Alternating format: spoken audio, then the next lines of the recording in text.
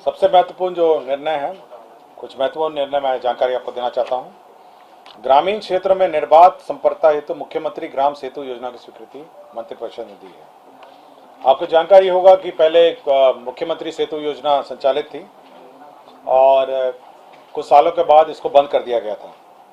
तो अब पुनः जो मुख्यमंत्री सेतु योजना की स्वीकृति दी गई है, जिसमें विभिन्न बहुत सारे आवेदन माननीय मुख्यमंत्री के जनता के दरबार में मुख्यमंत्री में आवेदन प्राप्त होते थे। मिसिंग लिंक है, बाढ़ में भी बहुत सारे पुल क्षतिग्रस्त हो गए हैं, बहुत सारे जर्जर पुल भी हो गए हैं, कुछ बहुत सारे पथ बन गए हैं, नए पथ जिनमें पुल नहीं है, और विभिन्न टोलों में संपर्कता हेतु पुल की आवश्यकता है। तो इसके लिए मुख्यमंत्री ग्रामीण सेतु योजना की स्वीकृति दी गई है।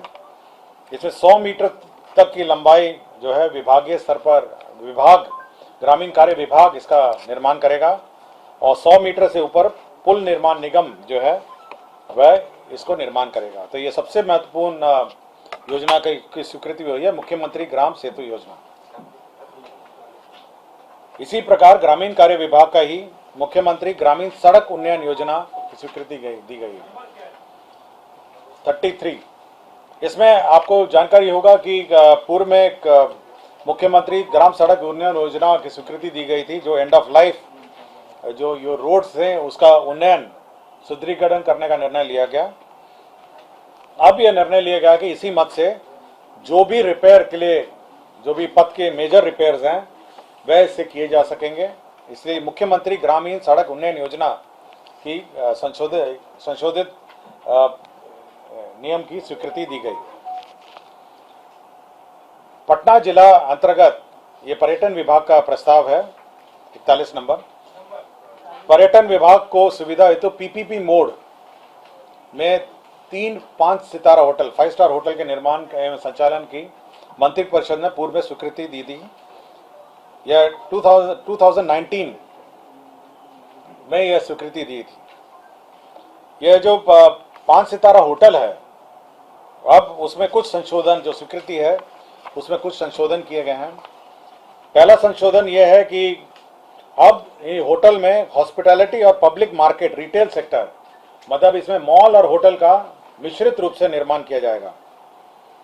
दूसरा है कि कमरों की संख्या 100 कमरे हैं और पाटलिपुत्र अशोक में कम से कम, बांकीपुर बस स्टैंड और सुल्तान पैलेस में 150 कमरे होंगे।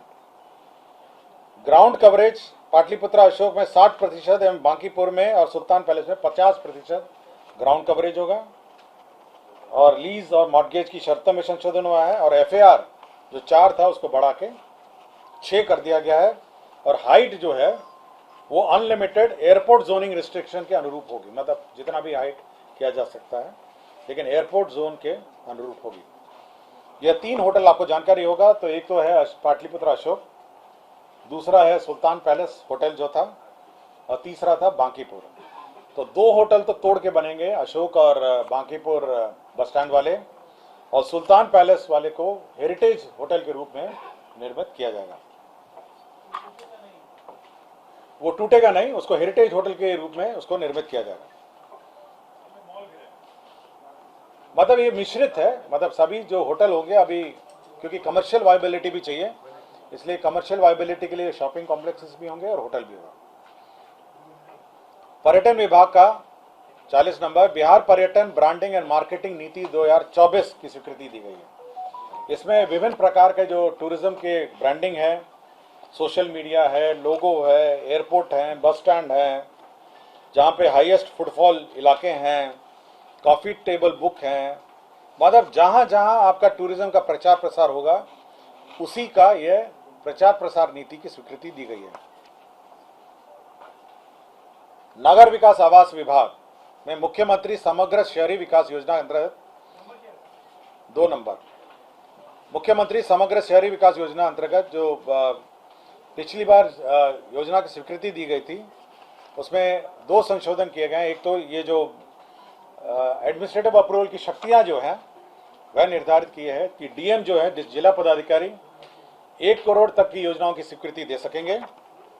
प्रमंडलीय आयुक्त है 1 करोड़ से लेकर 2.5 करोड़ तक की योजना की स्वीकृति देंगे। इस योजना में चयन जो होगी, जो समिति होगी, उसमें जिला प्रभारी जो मंत्री हैं वो अध्यक्ष होंगे, स्थानीय विधायक इसके सदस्य होंगे, जिला संबंध जिले के सभी माननीय पार्षद इसके सदस्य होंगे, जिला पदाधिकारी इसके सदस्य सचिव होंगे, पुलिस अधीक्षक इसके सदस्य होंगे, नगर पालिका नगर आयुक्त इसके सदस्य होंगे और बुडुको के जो कार्यपालिका अभियंता हैं वो इसके सदस्य होंगे। तो ये मुख्यमंत्री समग्र शहरी विकास योजना जो है, जो लोकल जो शहरी क्षेत्रों में योजना का संचालन है, उसकी स्वीकृति की का लिमिट और उसकी कमेटी का अप्रूवल हुआ। कृषि विभाग 38 नंबर, इसमें चतुर्थ कृषि रोड मैप 2023-28 डीपीआर अंतर्गत जो किसानों का उपज का जो मार्केटिंग है, तो किसानों के कृषि उपज का भंडारण है, मार्केटिंग है, विपणन है, मूल्य संवर्धन है, निर्यात है, ग्रामीण हाटों का विकास है। तो इसके लिए अलग से एक निदेशालय, कृषि विपणन निदेशालय का गठन किया गया। मतलब मार्केटिंग के लिए अलग से निदेशालय गठन किया गया। जैसे कि आप जानते हैं कृषि विभाग में बहुत सारे निदेशालय है, हॉर्टिकल्चर है, एग्रीकल्चर है, उसी प्रकार अब कृषि विपणन निदेशालय का भी गठन होगा। वाणिज्य कर विभाग 42 नंबर, बिहार काराधन विवादों का समाधान अधिनियम 2024। ये आपको जानकारी होगा कि बिहार काराधन विवादों समाधान का अधिनियम 2024 में स्वीकृत हुआ था। इसकी लास्ट डेट जो था आवेदन देने की 25/8/2024 थी।